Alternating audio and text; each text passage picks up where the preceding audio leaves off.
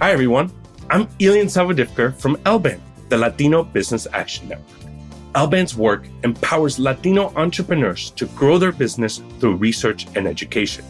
We're launching a podcast with LWC Studios to share stories from Latino entrepreneurs who have scaled their companies beyond $1 million in revenue. But we also want to celebrate Latino entrepreneurs at all stages of growth, from those starting out to those expanding product lines and innovating in their fields. If you're among those Latino entrepreneurs, send our producer, Virginia, a detailed voice memo telling us your story. You might be featured on the show. Include your name, location, and a brief recap of your business story. Send voice memos to virginia@lwcstudios.com. We can't wait to hear from you.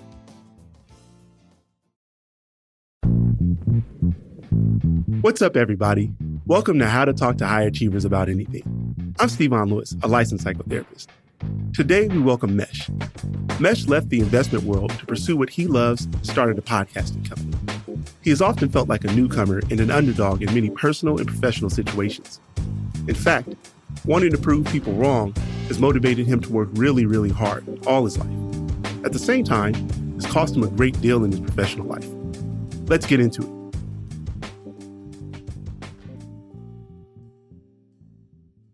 My name is Mesh Lakhani. I'm the founder of Lola Media, as well as the co-host of shows like Founder Stories and Better Call Paul and Talk Money. I started my career in the investment world, and as much as I liked investing, I didn't like running a fund. And so I decided that I would leave that and go learn how to do podcasting. And I spent a long time doing that until I was ready and said to myself, look, I think I can actually do this. I think I could create a universe of shows that entertain an audience, that approaches people that felt left behind or have felt that something wasn't created for them. I think that anytime you want to start a company, you have to have conviction that you're good at doing this and you're solving a problem that you think others personally or potentially cannot solve. And I think that you do need an ego to do that. I think a lot of us grow up with a chip on our shoulder. We feel that we are not good enough or we haven't been validated enough. Since I was a kid, it was like, I didn't get on this team, or I was supposed to be in NHS, which is the National Honor Society, but they didn't give it to me. And that has followed me a long time. You know, and a chip on your shoulder is another way of saying you have a little bit of an ego and you're trying to prove people wrong. And I do think that can be a really, really great driver and motivator. You know, you do want to prove people wrong and you want to say that, hey, I might be an underdog here, but you carry all those chips on your shoulder. You carry all the toxic traits and, you know, feeling like you want to get back at people. And you really do need humility. You can't just be the guy who like hates everyone and wants to be an asshole all the time. That's been an interesting balance for me to figure out. My ego is essentially my alter. It's an alter ego. It's a separate personality. Not like I'm fucking crazy or something, but it's like, it's the person that comes out, thinks that they're defending me and doing the right thing, but they actually cause more collateral damage than anything else. Let's call this alter ego Meshy. And I think it started coming out more when I was in my early 20s and I didn't understand what all my frustration was, whether it's rejection or just feeling like underappreciated or just feeling like people didn't get me and just kind of discounting me. And again, the whole underdog syndrome. But then over time, it ended up just making me more of a bitter person and an angry person. I remember when I was working on this music discovery like app, and I remember talking to a very, very influential tech, not only investor, but he writes amazing work. And I remember him telling me like, look, I really like this idea, but I think you should go this way. Don't go the way of record labels. And I remember I just was like sitting there and I was like, well, I'm going to do it. But he knew from his experience that those conversations are not going to go anywhere. And I just completely ignored him. And I was like, nah, I don't need this guy telling me, you know, what to do. Like, what does he know? I can prove him wrong. And he was exactly right. And I remember thinking like that was a relationship that I really wish that I had gone back to and gone back for a couple more coffees and learned from him.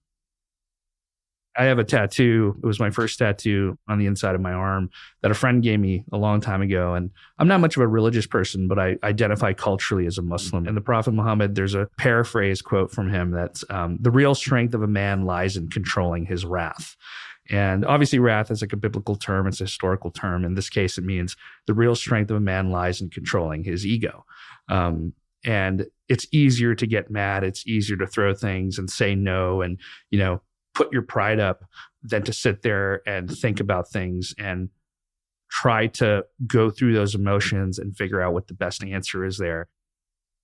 I think the most important thing about being a leader is that humility and setting your ego to the side, because that's where it could do the most damage. I also think it's about the team that you're creating, like making sure that they're happy in their job and they love working on this, because if they love working on it, then we're just going to continue to make great stuff for the audience that we're trying to build for. And I think I know now that keeping this in control and finding the right balance where, hey, ego to the side, Mesh, this is not benefiting anyone. And if you're just going to be an asshole, especially in the world now where people can go off on their own and either be a creator or join a company. I mean, people don't work at companies for 10 years anymore. They'll leave and they'll go do something else. And so part of, the balance of ego is not only letting things go, forgiveness is very, very important here. And just assuming that other people are going through shit as well and don't take things personally, especially in your personal life, but in this case, your business life, and especially when you want to be a leader.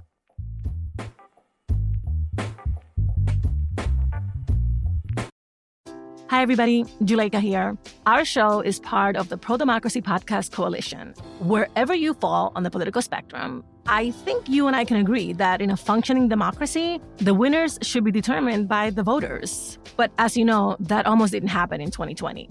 In some places, it came down to a few election administrators who stood up to authoritarians. And now, as we head into the next presidential election, extremists are working to intimidate and replace nonpartisan election workers with yes men who might reject election results. These attacks on our elections have led to harassment and even death threats directed at election workers. Our show has partnered with the grassroots pro-democracy organization Represent Us to give you the tools you need to protect free and fair elections. Visit represent.us/pod. That's represent.us/pod. There, you can learn more about how you can show support for these election workers. Thanks for listening to this show. I'm Monica Lopez, senior editor at LWC Studios. The Supreme Court decision to repeal Roe v. Wade devastated me, our team, and many of our colleagues in podcasting. That's why we're participating in the Listen to Women Coalition. We've launched a merch campaign with 100% of proceeds going to the National Network of Abortion Funds, which helps to remove barriers to abortion access. Buy a t-shirt, wear it to the next protest and the next voter registration drive, and in November, rock it all the way to the polls. You can find a link to purchase your Listen to Women tee on LWC Studios' Twitter account at LWC Studios, or in the episode notes right in your podcast app. Thank you, Mesh, for sharing what you're going through. Mesh's experience is really interesting because his response is one of righteous indignation. He is appropriately upset about being overlooked at times he felt as though he should not have been. And it seemed to happen more often than not, and he still holds on to it today. And so a lot of his life and success is a big middle finger to those people that did not allow him to thrive and shine at an early age. I think that Mesh's response is probably the least common. His comes off, and he talks about this as he's developed an ego and that he is somewhat bitter and angry and has something to prove, like a chip on his shoulder now. Most people that are high achieving, that struggle with imposter syndrome or had experiences early on in childhood that didn't affirm who they were, are still yearning for that. And so they come with a more deferential approach, meaning that they are saying, hey, look at me, but like in a way that suggests, please notice me. And Mesh is not saying, please notice me. He's saying, I'm right here. So what Mesh has done in how he approaches life now is to do the thing that I want people to do when you aren't affirmed in a space and maybe rejected or overlooked is to lean into yourself. Mesh has done this so well that he's given his new self a nickname, Meshy, which is kind of his alter ego to say, hey, I'm right here. You're going to notice me and I'm going to trust myself over anything you ever say to me. And so I think that what we want to do is make sure that we guard against going too far to where we don't see value in the insight of others, that we are so leaned into ourselves and trusting of ourselves that we think no one else knows better. And I think that's what Mesh is kind of recognizing about Meshy, is that Meshy can go a little bit too far. He's done really well for himself. It's benefited him. And I also think it's important for him to recognize that a lot of Meshy's behavior is really a response to him being triggered in situations today that feel like him being overlooked from his childhood or from the past. And so what he calls his ego, I would say is more of like a trauma response. And it's a response to the trigger of being unseen or being looked over or being rejected. And so that experience takes him back to a time when he could not do anything about it. And he's saying, well, now I have an opportunity for a do-over. I will not respond the same way as I did before. One thing that he noticed that was really good was that there's a need for some balance, that he needs to implement what he labeled as some humility. So not being so into himself that he is dismissive of the input and value of others around him. He's kind of got a double-edged sword, right? In the sense that in his previous kind of life or space in the world of finance, that way of being is probably rewarded. And so it was probably what helped him rise to the level that he did, along with his talent and abilities. And now I don't know that that serves him well to be such a bulldozer, so to speak. And so I think he's recognizing that he's got to temper a bit of that stuff. And so he calls it being a little bit more humble. And I'm saying maybe take the fight response off a little bit. Anyone that has input or that, suggests something different from what your idea or vision was is not a personal attack against you. And he's still responding as though they are. Maybe it's people that are really allies that are wanting him to present and get the best outcomes possible.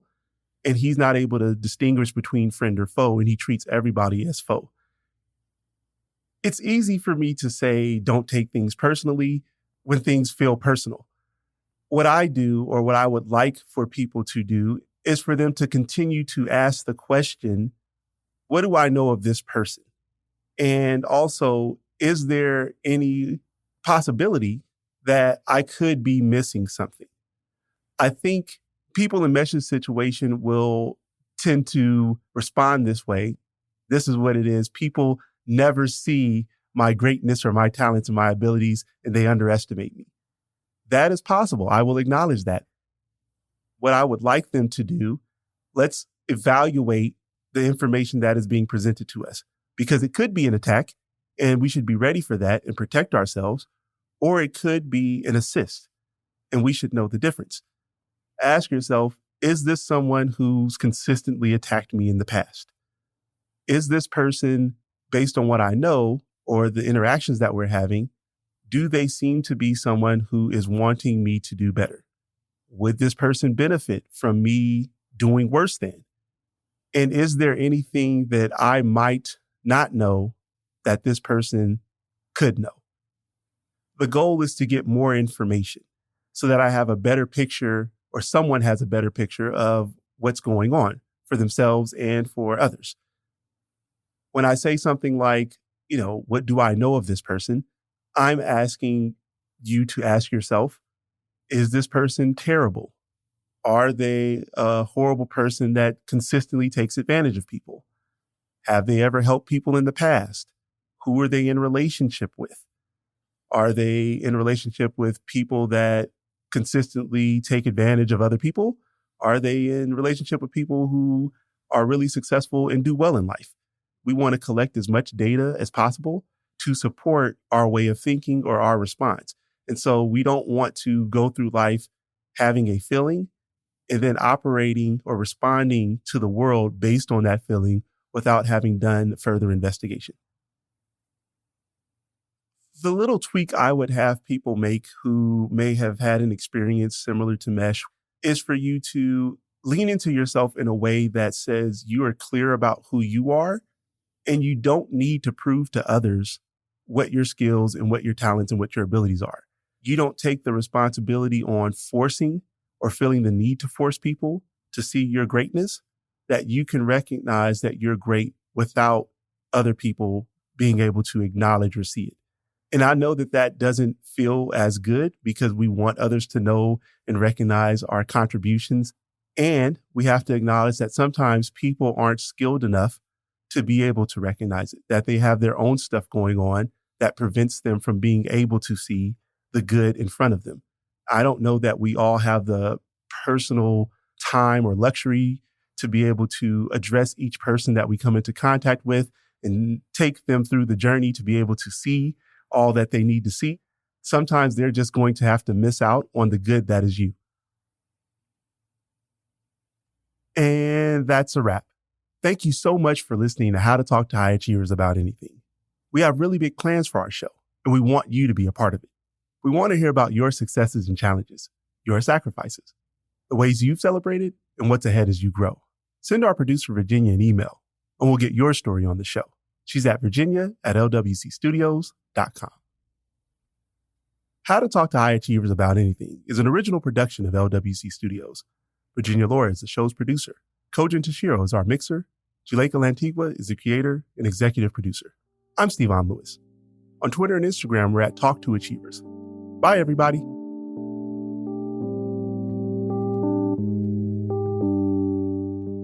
And that's a wrap. Thank you so much for listening to How to Talk to High Achievers About Anything. We have really big plans for our show, and we want you to be a part of it. We want to hear about your successes and challenges, your sacrifices, the ways you've celebrated, and what's ahead as you grow.